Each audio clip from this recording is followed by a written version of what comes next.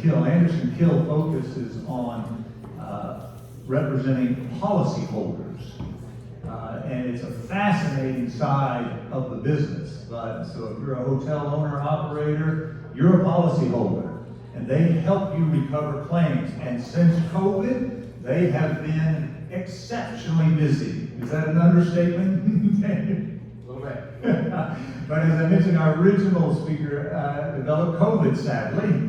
So he's down and out. But Daniel, out of the DC office, has stepped in for us. So allow me to introduce Daniel. If we can get the next slide. There we go. So Daniel's he's a partner in the Anderson Kill, Washington, D.C. office representing policyholders. He's been in the space his career over 20 years ago. He was 5 years with an attorney with the U.S. DOJ tax division, and as I mentioned, just represents policyholders. Please welcome Daniel.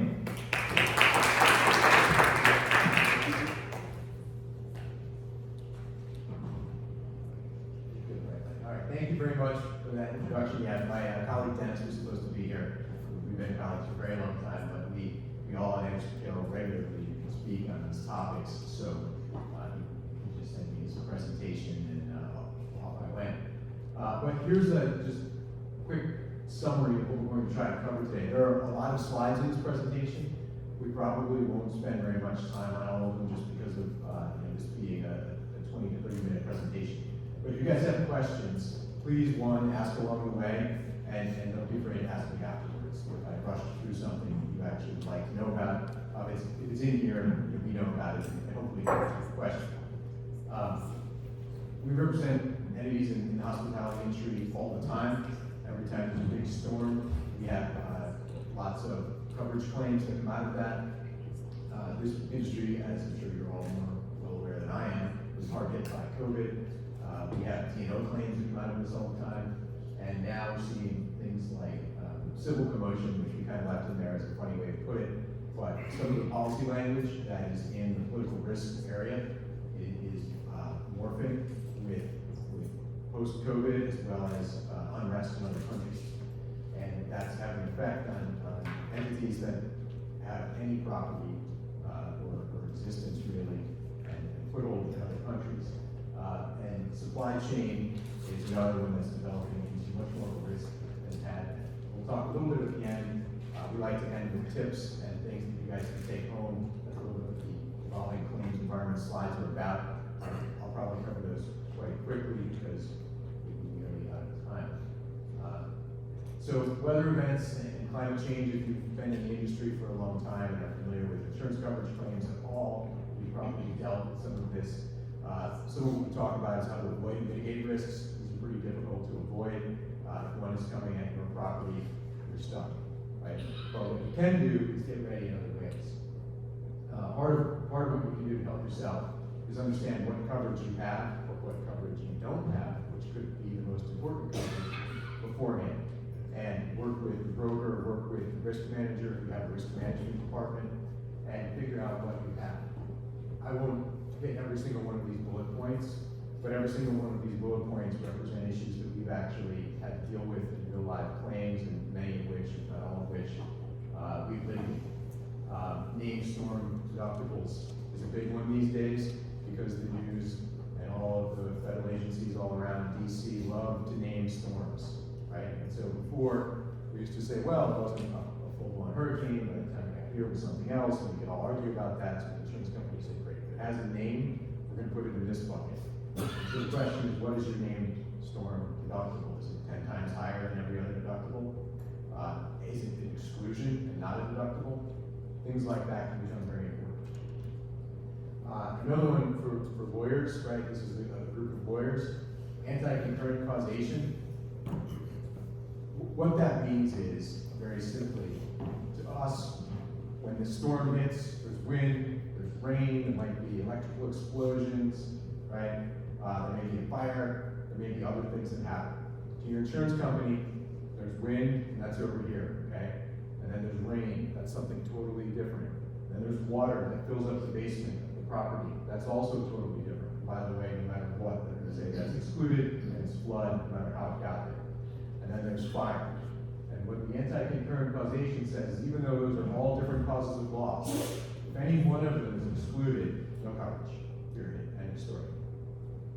Your risk manager will not understand that. When you say causation, they say, we don't know what you're talking about. So very few of them get that far past the title of that provision. We talk a lot with risk managers about, hey, you need to go talk to your lawyers about certain topics. That's one of them. You know, a lot of times when I finish going through a very slow description of that, the risk managers, the room is filled with blank faces. They don't really know what I said. They understand the words, but not really what they mean. As lawyers, you know that probably the single most litigated issue is causation. And so we litigate this all the time. The good news is there's great policy language out there. I've seen policies that have sort of an anti-concurrent causation clause, right? It says, look, if anything is covered, we will pay for that, but we reserve the right to break out some other coverage, right? Not pay for what might happen from solely flood. So there is an array of language out there, and that's sort of what you need to work through with your risk management.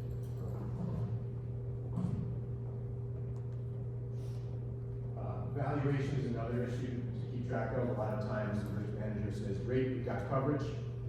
Don't worry, we're in good shape. And then you have adjusters come in and tell you how worthless your coverage is, and that it's not going to cover very much, and real business loss, it's not going to be paid for by your insurance company. That may be where you can help out, probably work with experts before, understand building up a valuation that has persuasive value, not just mathematical value, in order to deal with your insurance company who's trying to pay the lease. That's what they do. That's how they stay in business. They don't want to overpay claims, and if they can underpay them, maybe that's in their own engineering interest.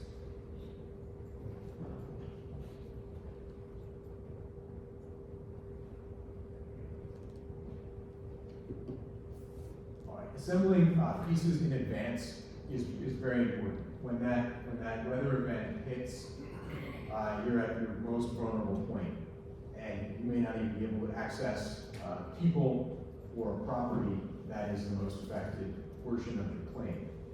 So you often need to have this team assembled to involve a lot of people who are not where you're expecting to get major weather events.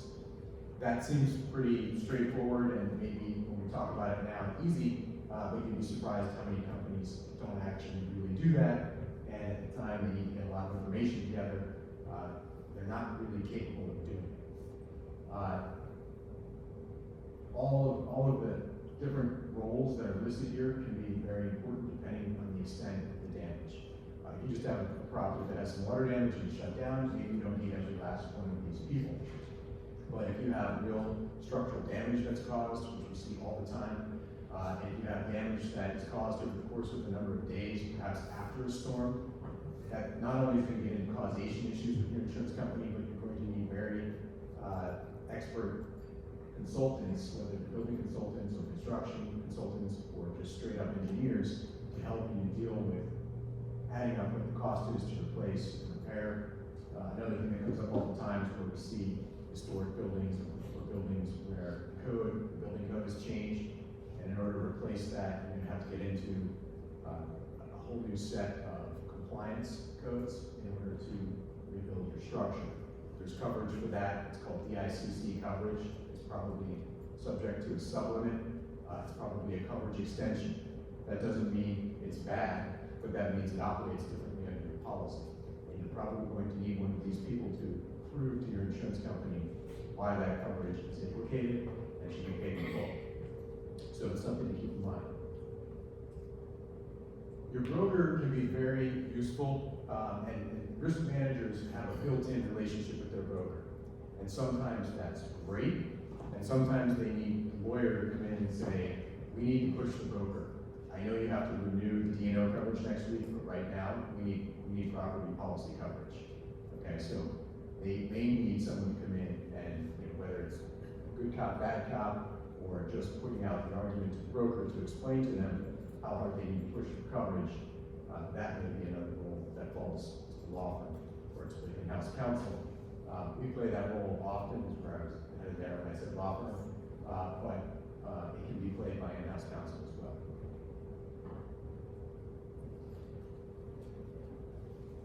All right, one of the other pieces of weather-related coverage that is evolving and is becoming more and more prominent is climate change.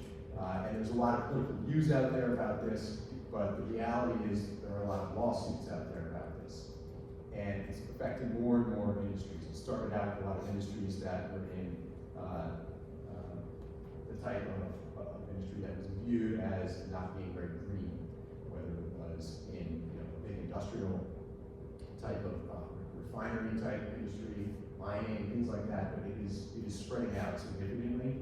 The reason it's spreading out significantly is because there are more rules for all the companies to follow. Some of them happen to be laws and statutes, some of them are built into treaties, and those are pretty easy for all these would-be plaintiffs to identify if a company doesn't have a plan to be compliant. Some of them are more difficult when you have industry standards that are supposed to be met. And so then there's a perceived or perhaps real problem that develops and could adversely affect your company, or at least allegedly be adversely affecting your company. Some of these lawsuits end up being almost like derivative lawsuits, and some of them are Client Earth was a non-governmental entity suing Shell Oil. So the reality is there are the lawsuits out there. It doesn't mean that they necessarily have validity or that they'll be won, but you will have to defend against them, and they can be quite expensive. And when it involves your board, that sort of ramps up the internal importance of whether or not you've got good coverage in place. That coverage would be your D&O coverage. You want to have, hopefully your risk manager has done a great job of creating a robust D&O policy, but are there exclusions in there that could come into play? Like, did your board make an intentional or allegedly willful decision not to comply with certain rules? Hopefully not, but that can sometimes be raised by insurance companies where you have a board that very intentionally set out a plan that happened to violate a whole bunch of industry standards or environmental rules. The pollution exclusion can come into play. The pollution exclusion gets dragged out all the time. It was originally written to deal with an actual pollution event, contamination event by a company. More and more, it's getting dragged into other arenas by both policyholder counsel and by insurance company counsel. So being aware of what it says, if there's any possibility you could have a climate change lawsuit brought against your company for any reason, knowing what the pollution exclusion actually says will be important. It's just something you should check out. All right, we're switching topics here because I'm trying to move quickly. Again, if people have questions, go ahead and ask. Cyber liability, this one is near and dear to my heart. It is only growing in terms of the threat. During COVID, it was off the charts. Ransomware was in the news literally every day. And it's not going away. There's a huge human error problem that we are unable to solve, and so it's not going to go away. And cyber market, if you're paying attention to that at all, I don't know how many of you are involved in buying policies, is hardening and getting worse. Some companies are talking about pulling out of selling coverage. And on top of that, we have new laws coming out, like biometric laws. Has everybody heard of HIPAA? Is that something people know about? I don't want to blow past things and have people looking at me like they don't know what I'm talking about. But in Illinois, HIPAA was the first statute passed that's directly and specifically about biometrics. It was passed more than a decade ago, but only now is it being enforced. The reason is because only now biometrics are being used on a daily basis by almost everybody at one level or another. If you have an iPhone and it's your fingerprint or face scan, if you go take clear at the airport, it's your retina. And that's just in our daily lives. More and more businesses are also using it for their employees' identification. The reason they're using it makes tons of sense. It is not something that can be faked easily. It's really hard to lose, right? Everybody owns it themselves, and it's almost, you can have enough different touch points, literally touch points, that it's unique. So it's way better than passwords. And I have a friend who does a presentation on it, and she goes through all the most used passwords still today. It's password 123. It's ridiculous. They're not even, it doesn't even get to the level of putting in your birthday. So biometrics are another thing that's not going away. More companies are going to use it, they are more secure. The problem with potential liability isn't even a breach. The problem is if you mishandle it and you don't follow the requirements of HIPAA, which include disclosure requirements. You have to tell Illinois residents if you're collecting it, why you're collecting it, and what your purpose is, right? And what you're going to do with it, how long you're going to have it. If you don't follow those steps, they can sue you. An example to show how far-reaching this is one of the leading cases, which is a good case for policyholders, involves a tanning salon because they would track how many times you're coming in, you paid your account, everything by your fingerprint. So they collected everybody's fingerprint who was a customer. Great idea, right? They're charging these people every time they come, they know how many times they've been there, I'm sure it calibrated the machine, all sorts of things. And they gave it to a third-party vendor to hold on to. And then they gave some of it to one other vendor regarding marketing. And they hadn't disclosed that beforehand. Now, they only made minor disclosures, right? And none of it was a breach, there was no hack, there was nothing. Just those things that they meant to do. They had sued in a huge class action. Now they sued for coverage under their CGL policy. And that's the other sort of thing that people don't expect. They say, okay, which part of the cyber policy? So far, all of the HIPAA coverage has been under CGL policies, traditional general liability policies. And it's under a part of the policy called the personal and advertising injury coverage. And it's because there's a publication. There's a publication of biometric data. And the courts have held for a long time that you only need to publish it by giving it to one other person or entity.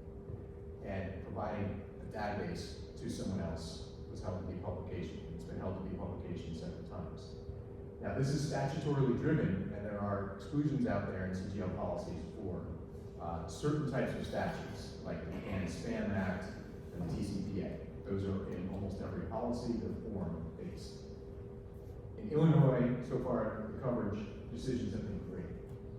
They have found coverage because BIPA and other, well, in Illinois it's BIPA, are not the same kind of statute, and it has to be of like kind. And if you want to get into it, if you're lawyers who like to read Latin, they have great explanations of how to make a list, and what can be tagged on to the end of that list as being the same kind and can't. But the good news is there's coverage. There are a couple of courts out there that have gone the other way, particularly in North Carolina, and we're waiting to see what's going to happen under California CCPA, where biometrics are specifically wrapped in, and what's going to happen when this does start to involve breaches, where hackers are breaking in and taking the biometric data, and we are looking at cyber policies. There should be coverage, of course, that's my point of view, but how exactly that breaks down would be interesting. Privacy in general is an ongoing issue. For companies, I will tell you that the absolute poster child for privacy breaches and doing everything wrong is a large hotel chain. I don't know if anybody in the room is from that hotel chain, so I'm not going to name it. But they had a huge fight with federal agencies. They had a huge fight with shareholders. They had huge insurance coverage fights. It took a long time. It was extremely expensive. They lost with the federal agencies, which was a big problem. Getting coverage when you're sued by a federal agency has a couple extra obstacles, as opposed to when you're sued straight up for liability and money damages by people like this. So keeping track of privacy risks, I'm sure, is not something that's not already on your list of priorities, but it's something to keep in mind. What coverage do you really have for privacy?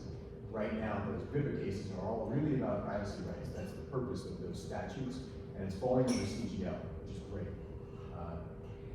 You may also have coverage, and hopefully do have coverage under your cyber policy for specific privacy right violations. But you're going to likely need to have a breach first. But if you do have a breach, and you do have a leak of information, whether it's your customers or employees or some other group, then look to your CGL policy, but also look to your cyber policy. And two quick things. I don't know how, again, involved you are in the purchasing process. There's what's called standalone cyber policies that have 5 to 6 coverage parts. And then there's a set of cyber policies that are really sort of morphed E&O policies. Neither is necessarily bad, but they are different and they function differently. One, E&O policies turn on what's called a wrongful act, and you need to have that in order to trigger, is kind of a bad word, but trigger coverage. And under a cyber policy, there's just a whole different set of events that have to take place in order for coverage to be triggered. So understanding that in terms of what you're doing with information can be quite important as to which kind of policy could be significantly more important for you. Hey, Daniel, real quick, while you're on this topic of cyber, say it's a Fortune 1000 company, do you have any thought as to a level of coverage, dollar-wise, that a company should have, and is it available? So I'm sure you all read about Target more than a decade ago. I don't know, it was a really long time ago. It was at least like 2012 or so. They had a $100 million tower aid, and then they started suing other insurance companies because they didn't nearly scratch it. I mean, if you're that size company and you have a breach, it's they used to talk about how many hundreds of millions, and now they're talking about $1 billion loss. And that's the kind of coverage you're talking about.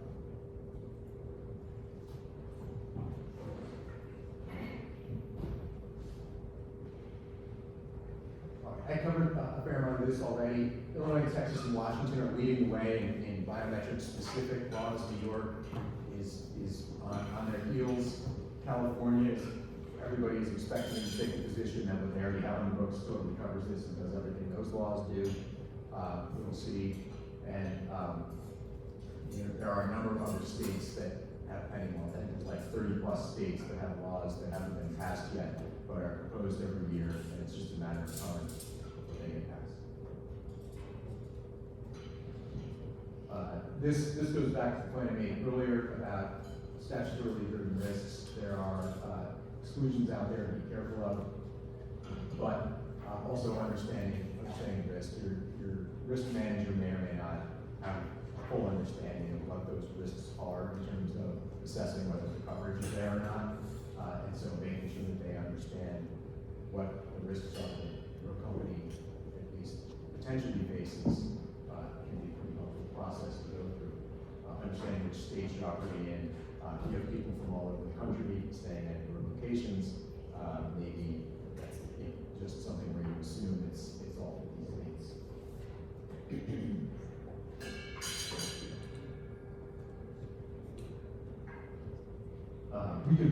There's even more of these now. Lots of these cases are filed in 2020, 2021, 2022. So they're not going away. There are some really big companies that are getting hit with some really big rulings. Facebook was one of them because it's taking facial images. That was like a 9-figure settlement number. McDonald's is in the middle of it. There are big companies that are being targeted by sophisticated plaintiffs firms. It's unfortunate, but that's what's happening.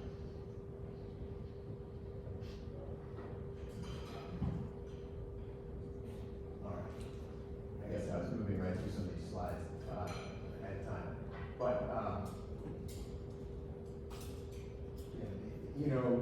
bullet point at the bottom there, which may be in particular important for business practices. Basically, because the E&O policy is talking about coverage for liability that arises from the services you're providing, think about, are you using that information that you have privacy concerns about as part of the services you're providing, versus are you gathering it, storing it, and maybe disclosing it on certain events. If it's part of your business practices, then E&O coverage might be more important. If you have an E&O policy and also have a standalone cyber policy, maybe you want to take a look at your E&O policy and make sure there's not some kind of data exclusion or electronic equipment exclusion. And if you have a tower, whether it's in your London policies that might be higher up in that tower, it's just good to know. You have what you think is a $100 million tower that turns out to have exclusions after 30 or 40 million. That's good to know.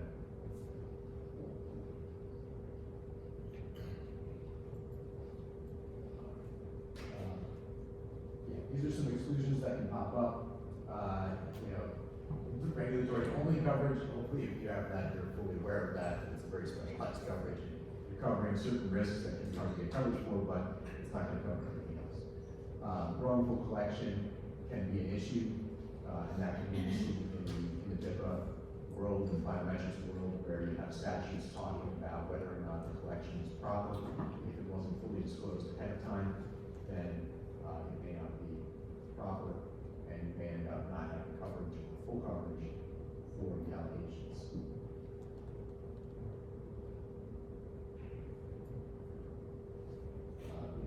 Depending on whether it's your customers or your employees, keep in mind the practices that you can put into play, and that can be helpful if there are other policies that you may look to. A lot of those policies haven't really caught up with the market yet in terms of having different types of exclusions that are tacked on. And can be an issue as well. In many of the large breach cases, that are, the sort of end of the litigation chain is a type of case where the company's being sued because of alleged mismanagement of certain kinds of risks. All right, moving quickly because I'm sure I'm running out of time. This is an area that for years we didn't really pay that much attention to. Very special clients that might have these types of problems, partly due to COVID, partly due to world events. This is becoming much more of an issue. It's partly being driven by the idea that cybercrime is actually terrorism or state-sponsored. So more and more policies are having these types of things tacked on, where it's what was historically political risk is now morphing into what the civil commotion was the wording on the first slide, right? What the heck is civil commotion? I don't know. You might say that's what Times Square looks like every day. So thinking that through, these are going to be words that you might have to rely on in the event of what could be a very expensive loss, whether it's in a nearby foreign country or far away foreign country, whether you're in Mexico. We have clients that have had this problem very sort of surprisingly significant economic basis to them in South America, places that they thought really were not huge risk, turned out to be really huge risk. And so they started looking at these provisions with new eyes. So these are some of the terms you'll see. What is actually being covered? What makes something political or not? There's actually language out there that says if there's any action taken with an ideological purpose or basis, then it's political, and so then it's going to fall into either what might be a sublimited coverage, which could be okay, or an exclusion. And the real problem is that these are going to be on your property policies. So a lot of times people say, yeah, we have political risk in the property policy. Is it deductible? Is it sublimited coverage? Or is it an exclusion? And more, this is getting excluded. So if you don't have a separate political risk policy, which many companies just haven't really thought about that much, then you'll want to go take a look at your property coverage and see if you have this excluded, which in the past couple of years has been very common. You really want to push to keep it in. It doesn't have to be excluded. You can pay to have that coverage in your property tower, but you have to make sure that that's happening and talk to your broker. And we're gonna have to wrap up here. All right. I will then wrap up. There were a lot of slides here. I don't know if we got them all ahead of time, but I tried to move as quickly as I